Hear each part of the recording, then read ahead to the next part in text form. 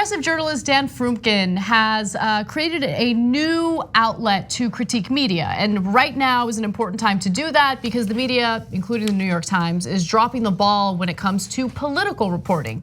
So the name of this outlet is Press Watch. And one of the pieces that he's put out there talks about the problematic triangulation in the press, treating two sides as though they're equal and allowing for the the readers to decide who's telling the truth, who's lying.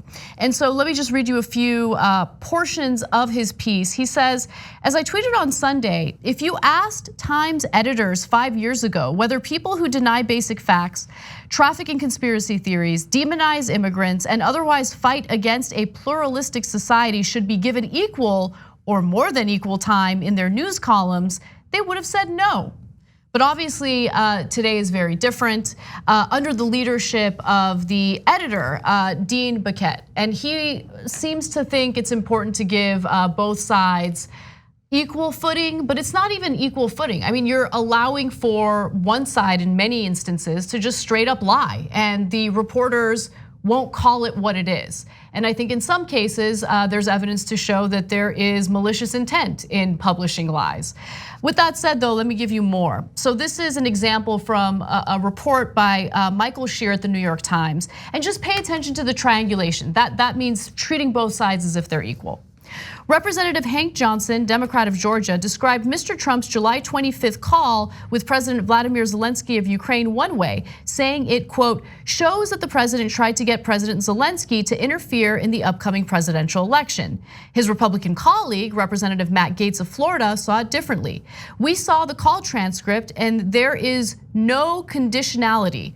And after Representative Andy Biggs, Republican of Arizona, said it was clear that Mr. Trump cared about rooting out corruption in Ukraine, Representative Eric Swalwell, Democrat of California, scoffed, the president never brings up corruption. So if you read that, are you going to understand who's lying, who's telling the truth? Do you get to the bottom of the truth? Do you get the facts? And this is what's problematic. They don't want to tell the truth about who's lying because you might lose, a portion of your readers. So look, the stenographer at the proceedings could have given you that. Right. They would literally give you the transcript, the quotes. Now, I'm not opposed to having them give those quotes as long as, and this is the most important part, they say, but here are the actual facts. It's not in dispute that Trump did ask for a favor. He did ask for an investigation of his political rival, and I can go on and on. If you don't give that context, you're just throwing your hands up and going, I don't know, what am I, a reporter? I can't tell what's real. So I'll just give you both sides and I'll play it safe. And that way, my editor won't yell at me, Republicans won't yell at me, I won't lose access, maybe I won't lose Republican readers. Well, that's lazy journalism. And what it does is it equates lies and truth. You've got to have the courage to tell us what the facts actually are. Exactly. I mean, you can even apply that. Let's apply it to something that's, I guess, benign, not political, right? So let's say the Times, any publication interviews both me and Cenk. We don't get along. We don't like each other. And I claim that Cenk has a tail, right? Just something harmless. Like, you can't just publish that without confirming whether or not Cenk has a tail. Well, if you said, Cenk says he doesn't have a tail, Anna says he does. What does the reader learn through that? That's just he said, she said regurgitation. In fact, what it does is it creates doubt in the reader as to whether that person has a tail. It makes you think, well, I mean, why would one person charge it? I mean, obviously the guy's gonna deny it, right? Yeah. So it almost leans towards the lie. In that case, it might be hard to confirm whether someone's got a tail. But you should make an effort. You should make an effort. Look, I use this analogy all the time. I've been using it for, I don't know, 5, 6 years, right? If sports reporters did the same thing, it would seem preposterous. The Lakers and the Celtics played. The Lakers say they won. The Celtics say they won. I guess we'll never know. That's a better example than my tail example, so I'm glad you brought that up. Okay, no, and there are scores. So, look, we're not asking the reporters to say whether they're pro-choice or anti-choice, okay, on the issue of abortion, for example. We don't need your opinion. In fact, if we ask them to do that, almost it appears based on the way that they write the stories, they would give us a completely establishment perspective, which we don't agree with. So I'm not interested in your opinion. Your opinion is usually against progressives. I'm interested in the facts. And there are facts. Trump did make that call. He did ask for a favor. It was to investigate his political rival. Almost everything that the Republicans say in that hearing is a lie. So do your job and give the facts after you give their quotes. But they're scared. They're scared. They're not scared of progressives, that's for sure, okay? But they're scared of Republicans and they're scared of what names they'll get called by them. I mean, they'll reprint nonsense from like anonymous YouTube trolls who just want to smear progressives. They won't even fact check that. They'll go ahead and publish it without looking into it. But let me give you some of the critique from professors in journalism. There's one example from Jay Rosen, journalism professor at NYU. This is it, people.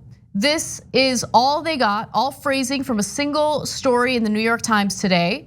And then it continues, asymmetrical polarization is just too much for the institution as currently led. So they changed it to 50-50 polarization and put it on page 1. And then here are some examples, right? So these are specific sentences that show you the treating both sides as equal thing. So a partisan impeachment, the tribalism of the moment, disputes over basic facts. No, but here's the thing, they might dispute the basic facts, but you as a reporter should acknowledge what the facts are. So here, I'll give you a dispute over a basic fact. 2 + 2 = 4. If all the New York Times write is, there's a dispute over the fact of whether it equals 4, did you give the truth to your readers? Or did you, like the correct way to report that is, Republicans dispute a basic fact that 2 + 2 = 4, but it does in fact equal 4. If you don't have the courage to say that, then you got to get out of journalism. You just got to go find, maybe you could be a party operative or something, a consultant. A lot of them are. So I love this one. Both sides seem to sense the political vandalism had already taken place. Oh, come on. You really think that the Democrats are doing political vandalism? Look, I can't stand the Democratic leadership, so I think I'm unbiased in this. But they're not doing political vandalism to the Republicans. That's preposterous. If anything, they're way too soft on the Republicans. Be objective for a second. They could have charged them with 5 crimes, for example, but they only chose 2. That's a fact, okay? The other side just has no regard for the truth. They're, all right. And then the final one, both sides engaged in a kind of mutually assured destruction. No, they didn't. The Democrats are the softest people on earth. Well, what mutually assured destruction did Nancy Pelosi or any of them threaten the Republicans with? Give me one instance. Give me one instance. No, that's not journalism. It's, you know what it is? It's political correctness. Hey, look, I don't want to be factually correct because I'll get yelled at by the Republicans. So I'll be politically correct. And so the politically correct position is neutrality. I can't tell. Republicans, Democrats, truth, lies, I can't tell. I'm being politically correct. That's what, in this case, as some of the top media critics in the country point out, the New York Times has devolved to. And you want to know the irony? They've gotten a ton of extra subscriptions in the Trump years because they claim, like they frame their marketing like they're fighting for truth. Yeah, we have an ad showing how they're like playing this. Let's take a quick look at that.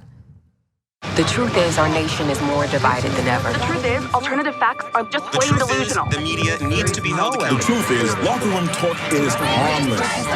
The truth is we need to put the safety of the American people. The truth is we need a full investigation of any type of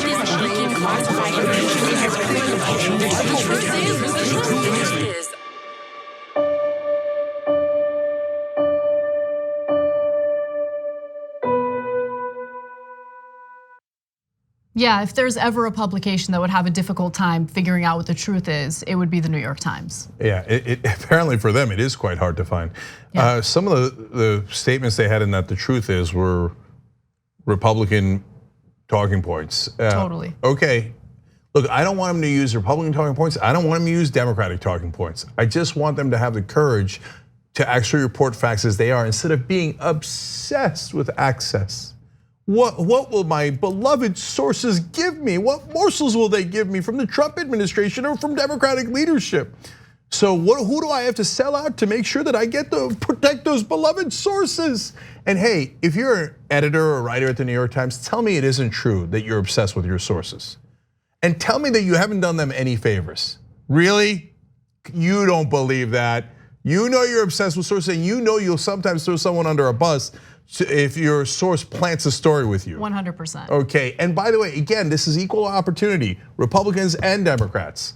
And so it is craven access to power that they seek. But that ad doesn't play as well. Access to people in power. Oh, the power. That doesn't play as well, right? Thanks for watching The Young Turks, really appreciate it. Another way to show support is through YouTube memberships. You'll get to interact with us more. There's live chat emojis, badges. You've got emojis of me, Anna, John, JR. So those are super fun. But you also get playback of our exclusive member-only shows and specials right after they air. So all of that, all you gotta do is click that join button right underneath the video. Thank you.